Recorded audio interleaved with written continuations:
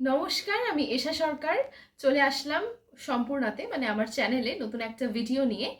আজকে যেই রেসিপিটা করে আপনাদের দেখাবো সেটা হচ্ছে একটা স্ন্যাক্সের রেসিপি।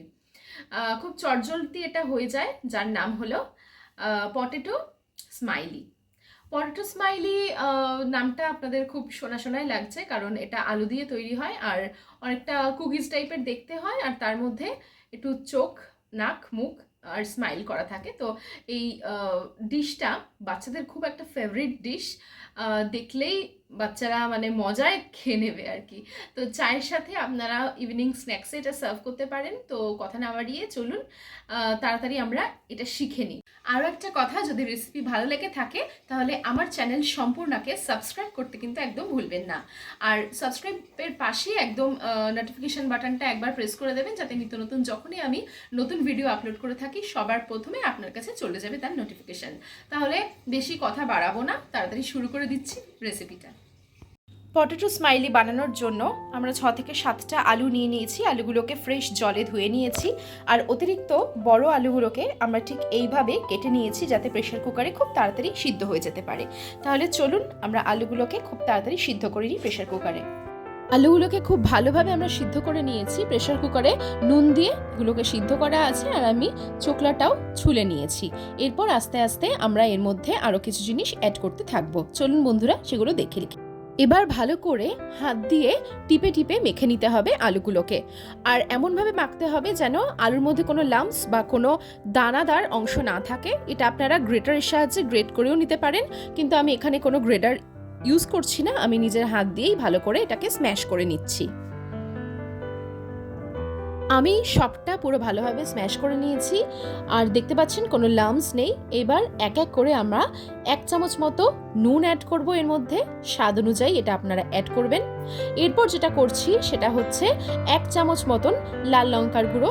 আপনারা যদি লঙ্কার গুঁড়ো না খেতে চান তাহলে আপনারা শুধু গোলমরিচ দেবেন বা কিছু নাও দিতে পারেন, এটা একটুখানি স্বাদের জন্যই আমরা করছি। আর 1 চামচ আমরা গোলমরিচের গুঁড়ো দিলাম, ঠিক আছে? লাল লঙ্কার গুঁড়ো কিন্তু একদম অপশনাল। এরপর আমি দেব একটু রোস্টেড জিরে গুঁড়ো। আমি জিরেটাকে একটুখানি খোলোর মধ্যে টেলে নিয়েছিলাম, তারপর সেটাকে আমি গুঁড়ো করে নিয়েছি। আচ্ছা, এরপর আমরা দেব একটু কর্নফ্লাওয়ার। কর্নফ্লাওয়ারটা একটু ব্যাটারটাকে মোটা করতে সাহায্য করে আর ভাজার সময় খুব ফুলতে সাহায্য করবে। কর্নফ্লাওয়ার দেওয়ার পর আমরা দেব 1 বাটি মতো ব্রেড ক্রাম্বস। ব্রেড ক্রাম্বসটাও কিন্তু বাইন্ডিংয়ে খুব ভালোভাবে সাহায্য করবে। আলুর জন্য এটাকে নন স্টিকি করার জন্য, আলু যেহেতু আছে এটা নন স্টিকি করার জন্য আমরা ব্রেড ক্রাম্বসটাকে ইউজ করলাম। এবার ভালো করে আমরা সবটাকে মেখে নেব। সবকটা জিনিস আমরা একসাথে দেওয়ার পর ভালো করে হালকা হাতে এগুলো আমি মেখে নেব। ব্রেড ক্রাম্বস আছে বলেই কিন্তু জিনিসটা এত মুচমুচে আর কুড়মুড়ে হবে। সাধারণত এই ধরনের স্ন্যাক্সগুলো খুব মুচমুচে ধরনেরই হয়ে থাকে। আমরা খুব সুন্দরভাবে এটা মেখে নিয়েছি। এমনভাবে মাখতে হবে যাতে হাতে উঠে না আসে, ঠিক আছে? একদম ননস্টিকিভাবে মাখতে হবে। এবার তাহলে চলো আমরা স্মাইলিগুলো ঝটপট বানিয়ে নিই।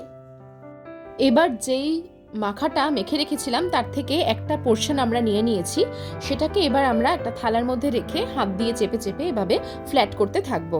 এটা আপনি চাকি বেলুনি দিয়েও করতে পারেন, কিন্তু আমি এটা হাতের সাহায্যেই করছি। আর এমনভাবে করব যাতে এই স্তরটা বা লেয়ারটা বেশি মোটাও না হয় আবার বেশি পাতলাও না হয়ে যায়। আমরা ভালো করে এটাকে করে নেব।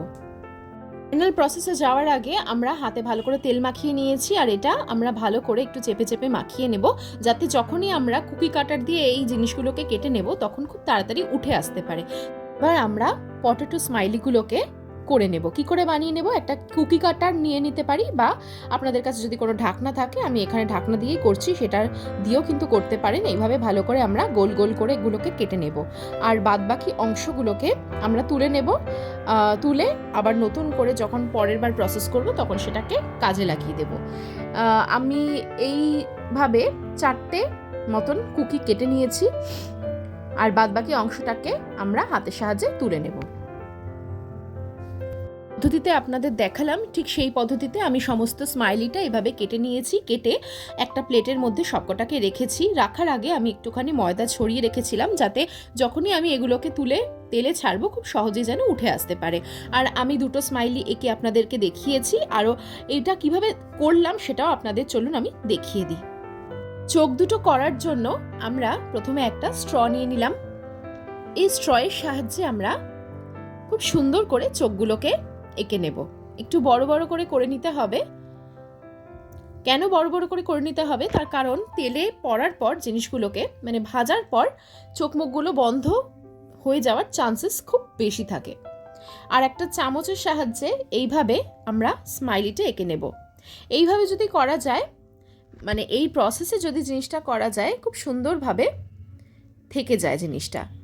ভাজার পরেও কিন্তু এই হাসিটা এইরকমই থাকবে। পটেটো স্মাইলিগুলোকে ভেজে নেওয়ার জন্য আমরা ফ্রাইং প্যান বসিয়ে দিয়েছি। ফ্রাইং প্যানে আমরা রিফাইন্ড সানফ্লাওয়ার অয়েল দিয়ে দেব। একটু ডুবন্ত তেলে এগুলোকে ভাজা হবে। ফ্রাইগুলো কিন্তু ডুবন্ত তেলে করতে হবে। তেল অলরেডি গরম হয়ে গেছে, আমরা স্মাইলিগুলোকে ছেড়ে দেব। মানে দেখতে পাচ্ছেন, গরম তেলে পড়েও কেউ এইভাবে কি হাসতে পারে? আমার তো জানা নেই, তবে দেখতে কিন্তু এদেরকে খাসা লাগছে। খুব সুন্দরভাবে হালকাভাবে ফ্রাই করে নিতে হবে। এক সাইডটা হয়ে গেলে আমরা অন্য সাইডটা উল্টে দেব। আর সুন্দরভাবে ফ্রাই হওয়ার জন্য টাইম দিতে হবে। এটা আমরা একটু লো ফ্লেমেই ভাজবো। পটেটো স্মাইলিগুলোকে আমরা ভেজে ফেলেছি, এবার আমরা তুলে নিচ্ছি। চলুন আমরা সার্ভ করে দিই এটাকে। এটা অবশ্যই আপনারা টমেটো কেচাপের সাথে খেতে পারেন, দারুণ লাগবে খেতে। চলুন আমরা সার্ভ করে দিই। So our potato smiley is ready to serve. টানটানা! আমি এটাকে সার্ভ করেছি কিছুটা টমেটো কেচাপ আর কিছুটা ধনেপাতা দিয়ে।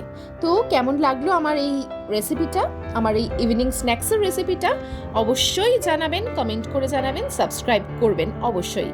তাহলে নতুন একটা ভিডিও নিয়ে খুব শিগগিরই আসবো। Children's take care.